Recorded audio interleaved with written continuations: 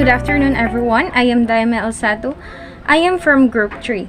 Okay, so our topic for this Thursday is about the independent research business. Okay, so what comes up in your mind if you hear the word independent or independent research business?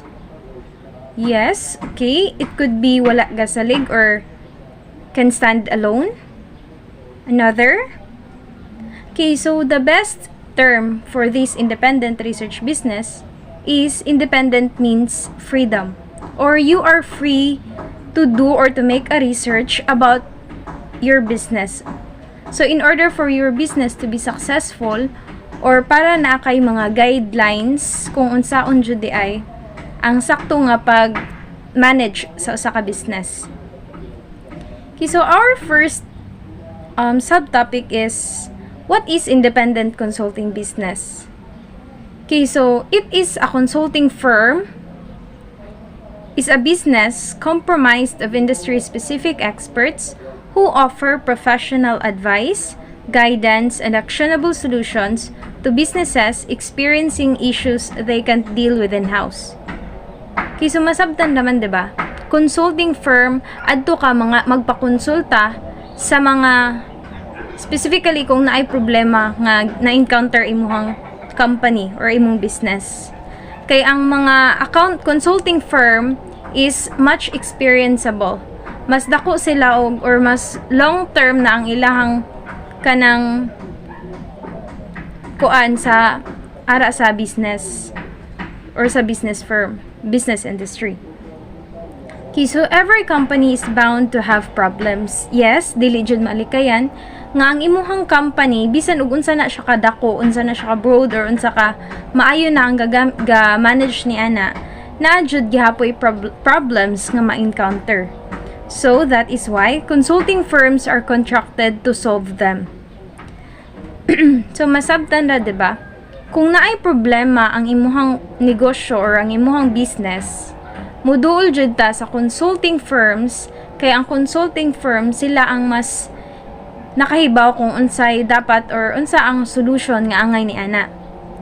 Okay, so an independent consultant is an individual with extensive experience in a specific field who a business taps and contracts to help identify what it's doing well and any areas where it might have room for improvement. Okay, so maura lagi gibalik-balik ra nga kanang independent consultant or ang consultant is mas dako siya og experience or mas na sila experience sa specific field sa business. Mao nga kanang kung kintahay ikaw you're kanang bag-o ra ka sa industry, sa business industry, so adto jud ka mo duol sa mga consultants kay sila ang mas nakahibaw kung asa ka mas or asa nagkinahanglan ang imuhang business og improvement ngano dayon nga pila na ka years or kintay 10 years na wala pa jud ni success bitaw ang imong business, unlike sa other company or unlike sa other business nga mas makita nimo kung unsay ilang mga achievements. So ideally, their insight and guidance will make that company more efficient, profitable, and successful.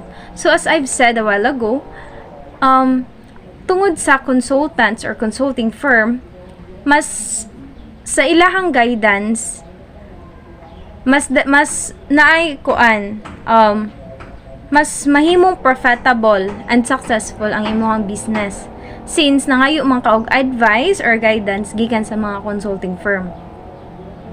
Okay, so independent market research refers to research came out by an independent company. So, maara tang giingon, independent company. So, independent company means you have the freedom to do a research regarding about your business aron mas may pa-improve pa nimo kung asa daytong nagkinahanglan nga i-improve pa, kung asa nga side ka dapit ni down ang imuhang business. Okay, so it is also an act of carrying out any outside's influence, either qualitative or quantitative study from an objective point of view. Okay, so qualitative means, 'di ba, quantity. Qualitative. While quantitative, it talks about monetary or kung asa ka nga transactions nagkuan, nibilo imuhang kuan.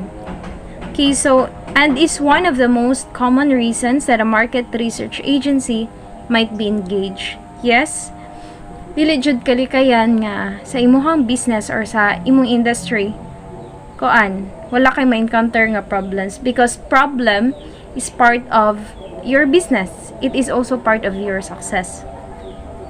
Okay, so independent market research companies are essentially the same as any other independent business in that they are commonly private owned. So private owned, it instead of publicity traded or kanang government bitaw. And generally smaller in size, notably in terms of turnovers and members of staff than larger market research agencies. So, ang independent market research companies, mas gamay din ni siya kaysa sa mga market research agencies. Kung independent market research companies, mas gamay siya og mga members or staff within the company since gamay-gamay ra sad siya nga company. Unlike sa market research agencies nga mas daghan since mas dako man pod, so mas daghan jud og kanang mga buhatonon or mga positions nga kinahanglan i-fill in. Okay, so I think that would be all. So good day everyone, I am Mike TV Banting. I am going to tackle about independent research specialist as consultant. So the independent consultant responsibilities includes analyzing organization operation, interviewing managers, professionals and employees, and preparing reports and presentation. So there's are some basic duties. First is performing work project for clients for specific time period.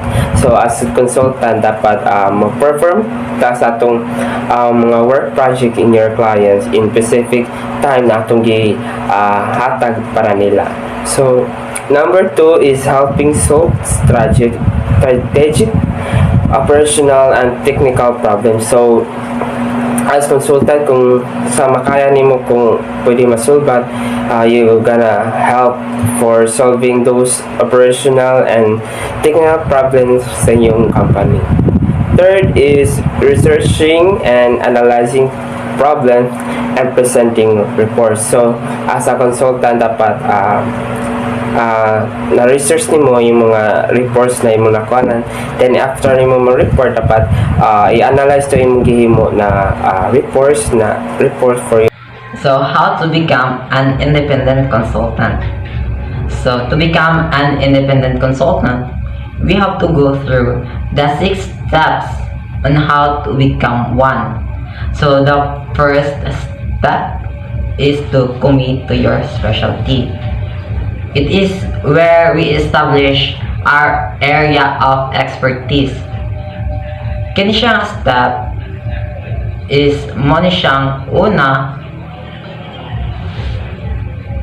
where we assess what is our strength, because our strength is our number 1 nga asset para mahimota nga usa ka independent nga consultant.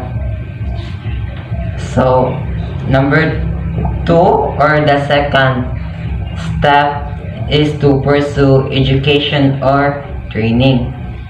So we must consider proficiency if we hope to offer and decide if more education and training would benefit our abilities and service. So para ma-satisfy nato atong clients, we can give them the best offer or advices sa atong clients to satisfy their needs rather, is dapat mo pursue ta sa og education og training kay of course as the new generation di ba, it is changing. So everything has changed nga dapat natay sundon nga proper training o education. So the third step is to gain relevant experience. So experience is essential ni siya para sa atong development and reputation sa atong business or service nga atong gi-offer. So ang atong service nga gi-offer is mao man siya ang pag-consult sa business. So need yun nato o kanang experience like magtrabaho ta o mga financial nga mga trabaho like sa banks experience po nga para makatanta or makakita tagpaagi how to deal with problems nga pa handle sa atong client. So the fourth step is to find clients. So clients is number one man jud ni siya nato nga asset para long lasting, long life ang ato service. So find clients is listing all networking opportunities.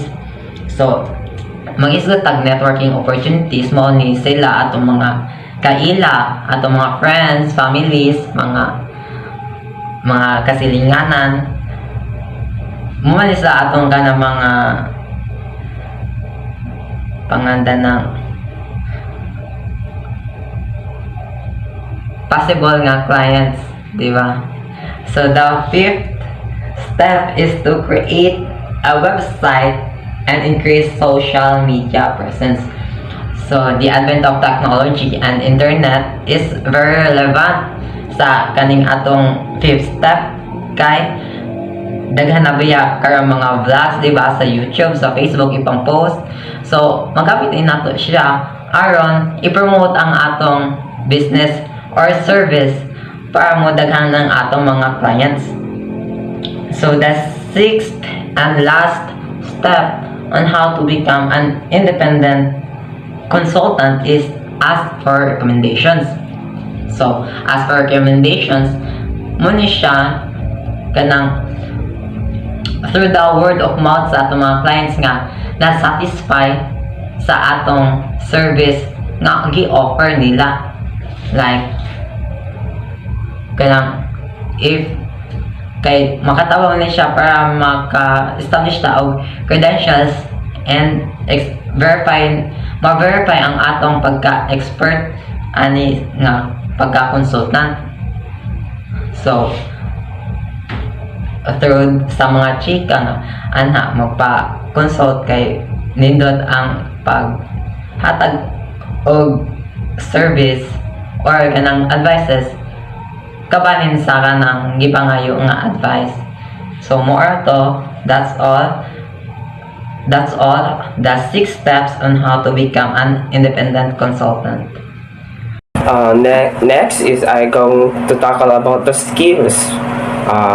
First is discipline or stick to the schedule. As a person dapat disiplin ta sa gihatag na oras or gipangayo nato, dapat disiplin ta sa ato mga gipambuhat nato as a part as consultant.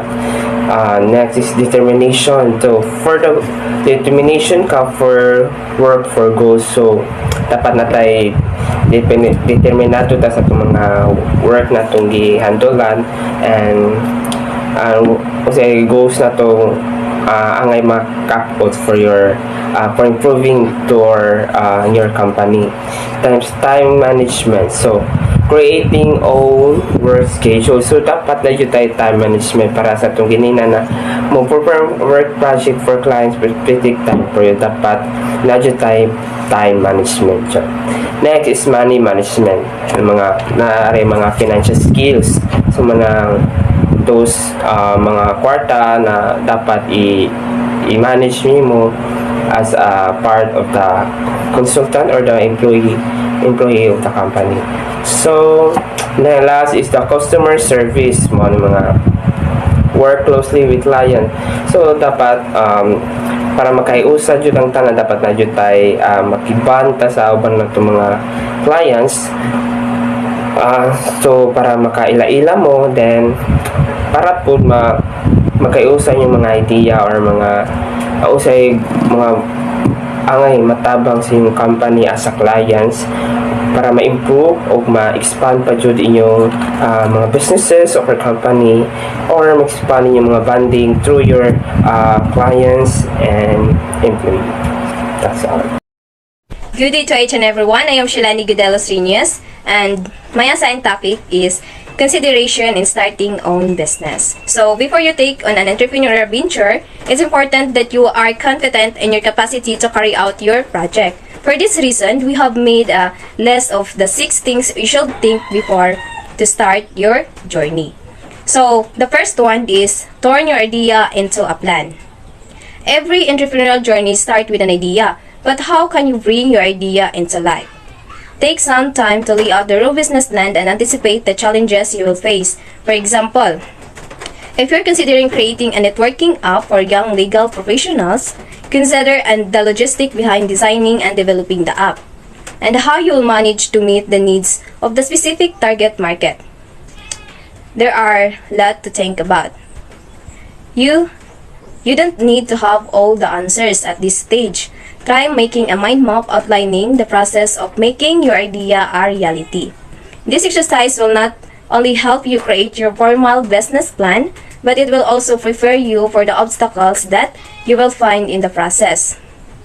So, the second one is self-discipline. This may be one of the most important qualities for an inspiring entrepreneur. So, example of self-discipline is delaying gratifications, controlling one's impulses, and carrying out actions despite feeling discourages. So, importante nga natay disiplina sa atong kagalingon. And also, self-discipline also required resistance to temptations and determination in the long term, because self-discipline is the ability to push yourself forward, stay motivated, and take actions, regardless on how you're feeling physically or emotionally. So, the third one is be flexible. So, importante po din nga flexible ta, no? Kay, importante nga kanang flexible bitaw ta kay, syempre, natay mga problema sa tuang business, so dapat yun na nato silang i-flex, no? So, flexibility is the capacity to adjust long-term change quickly and calmly. So, dapat kalmado ta. So that you can deal the unexpected problems, the tasks effectively. So, the fourth one is follow your passion. So, importante po nga atong i-follow ato ang passion kay nabi tay mga problema sa ato at problema nga atong magian. So, natay passion din ni, so murag dali ra nato sila i-flex, no? So, mato. And the fifth one is listen to the pros. So, dapat kanang napud tay skills sa listening skills, no? Kay sa atong listening skills makakuha ta na og mga idea, mga kanang makatag mga lectures bitaw nila. So, kanang makakotag mga idea nga og unsay dili angay buhaton o dapat buhaton ana si siya. So, importante pod ang listening. So, and the last one is number 6 is find a nurturing environment for entrepreneurs. So, kay og kanang kanibitaw pasabot din ni S kanang mangita taog kanang circle of friends rather. So, ingana no nga kanang kuan bitaw kanang aron ma-develop ato ang creativity, discovery, and also inspiration, no? Kay kuan bitaw, creating a diverse circle of friends bring new experiences for yourself. Good day everyone, I am Sandra Rosales and my assigned topic is the 10K consideration when starting a new business. So number 1 is the demand for service or product. Your business has to provide a product or service. And for the business to be successful, there has to be a demand for the product or service.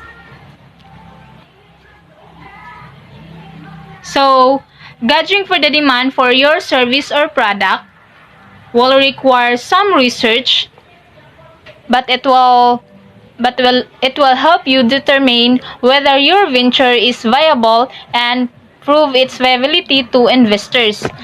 So, ang imong negosyo is dapat na ay demand or needed ang imong business sa inyong society para sad nga kanang halinon ang imong product. Mailhan man nimo kung ang imong product is kanang needed or need and want sa society kay kanang mo'y kanunay nga gamiton ba, mo'y kanunay nga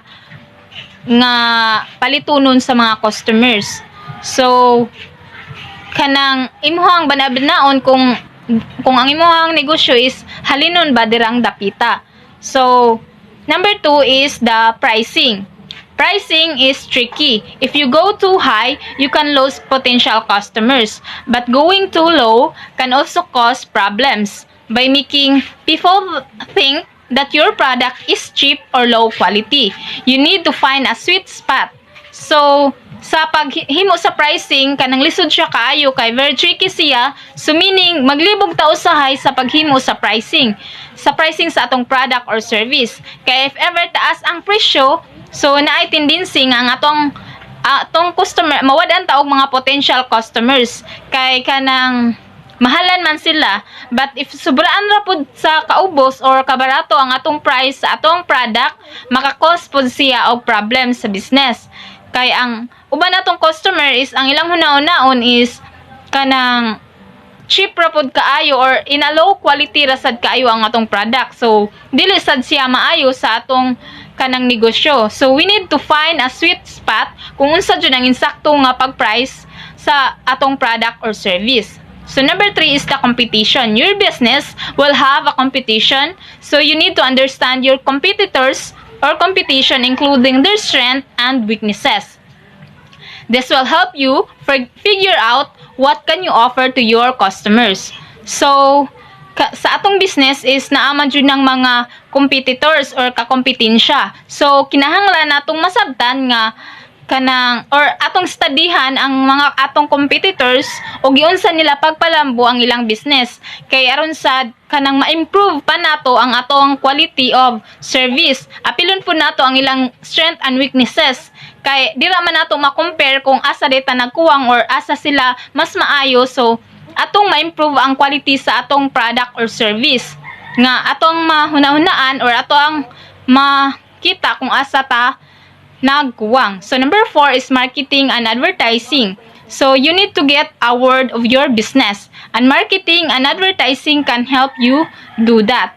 So these days you have a lot of options: social media and content marketing, billboards, online ads, television commercial and radio commercials, and flyers, and many more. So then, when selecting your strategies, you need to consider your budget as well as your audience. So, kanang sa panahon nato karon is kanang daghan na ta kayog kapilian ug unsaon nato pag-market ang atong business, sa unsaon nato pag-advertise sa atuang kanang business, like in social media, on billboards, on online ads, television commercial and radio commercials, and flyers o daghan pa. So ikaw na'y bahala og unsay pamaagi nimo aron ma-market ang imuhang business ug unsaon imong pag-advertise sa imong product or service. So syempre magdepende po na sa imong target market or imong audience o syempre sa imuhang budget. So, number 5 is location. Location can make or break a business. The ideal location will depend on what type of business you're running. So, kanang sa location is usa po na siya nga i-consider when starting a business. Kay dapat kanang kung unsa ang imuhang business nga i-open is appropriate ang location nga pagatukuran sa imong business. Kay like for example, mag-open ka og restaurant, so dapat ang location sa imong restaurant is adto jud na kasagaran sa mga cities or kanang city nga lugar bitaw kanang daghan og mga tao, kay of course aron daghan og mga potential customers nga mopalit sa imong product or service.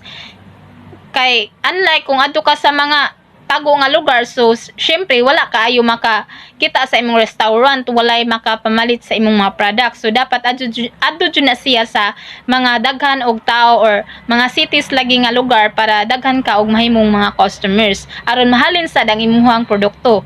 So I think that's all for my part, and thank you. So good day, I'm Tricia Marila Badan, and I will be the one to continue the topic of Sandra Rosales, which is the 10 case considerations when starting a new business. So let's proceed to number 6. Business structure. Business can be created using different structures including sole proprietorships, partnerships, corporations, and limited liability company. Each structure has its disadvantages and advantages. Read the Small Business Administration's Guide to Choosing a Business Structure for more details. So, ang pasabot din if kanang magtukod kag business, imo sang ikwan unsa nga business structure imong kanang tukodon, if ever sole proprietorship ba, partnerships, corporations nga na. So, if you choose kanang sole proprietorship, dapat kanang dinanaan mo kanang makaya ba nimo, and then aripetas kanang partnership if kanang kuan dapat magkasinabot mo sa kanang imuhang partner nga na. So, let's proceed to number 7. Employees. Small business owners take on a lot of work themselves, but sometimes they need help. If you're planning to hire employees, you will need to consider taxes, payroll, wage, and laws, anti-discrimination laws, and other legal issues. See the Small Business Administration's Guide to Hiring and Managing Employees. Get started. So, employees. So, kailangan kag employees, kanang labi na kanang dako ag imuhang kanang business nga gitukod. So, and also, mang-hire kag kanang mga employees nga kanang fit sa kanang iyang position. And you must kanang imbayaran siya sa kanang unsay yung gisabutan nga kanang salary rate nga na. So, let's proceed to number 8. SWOT analysis. At the business owner, you should have a great deal of confidence in your business, but you're not exactly impartial. An unbiased assessment can help you from a realistic view of your business and what it will take to succeed. One way to do this is with a SWOT analysis. Just stand for strengths, weaknesses, opportunities, and threats. So, SWOT analysis. So, as a business owner, kan dapat nakaibaw kag sa imong sa strength, weaknesses, opportunities, and threats sa kanang imuhang business. And dapat kanang imo ning gamiton sa kanang madyo nga pamaagi na good way nga na. So, let's proceed to number 9. Disaster plan. Approximately 40 to 60% of small business never reopen after a disaster, according to FEMA. Good disaster planning can help you beat the odds. You should have emergency and business continuity plans for a wide range of possible events, including cyber attacks, technological failures, fires, storms, illness, and burst pipes. Get started on your plans by reading the Small Business Association page on preparing for emergencies. So, disaster plan.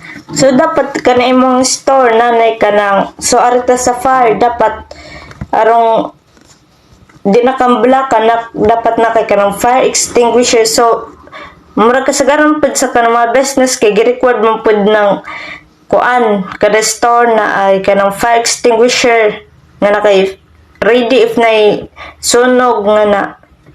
So, let's proceed to number 10. Insurance. Every business needs insurance. Common policy types include commercial property, auto liability, cyber liability, errors and omissions, disability and workers' comprehensions insurance. Small businesses may be able to get many of their coverage needs through a business owner's policy, but additional policy types will likely be needed.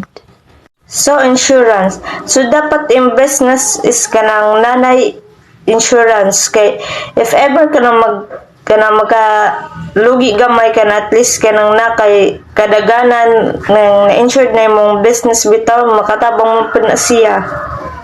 So, marathon. That's all for my report.